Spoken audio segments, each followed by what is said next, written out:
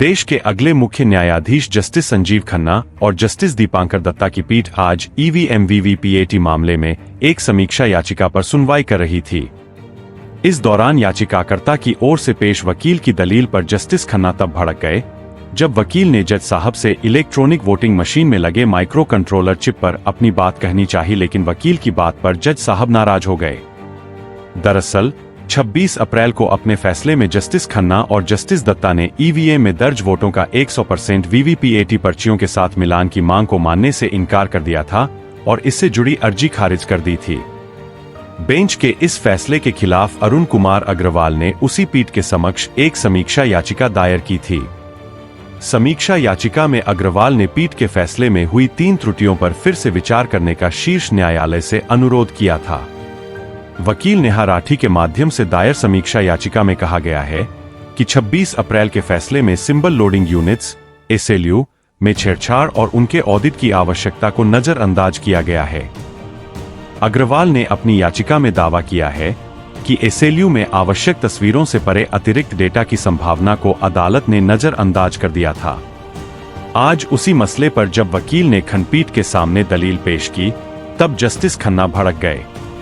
इस दौरान याचिकाकर्ता के वकील ने अपनी दलील में कहा, ईवीएम के 3 यूनिट्स का डेटा माइक्रो कंट्रोलर चिप्स में रिकॉर्ड होता है।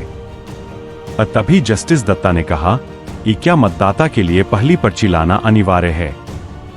उसे तो केवल 17 पर हस्ताक्षर करना है और 7 सेकेंड तक वह वीवीपैट की पर्ची देखना होता है। इस दौरान केंद्र और चुनाव आयोग दोनों ने समीक्षा याचिका का विरोध करते हुए कहा कि चुनाव के दौरान मतदाता की गोपनीयता सुनिश्चित करना बड़ा मुद्दा है।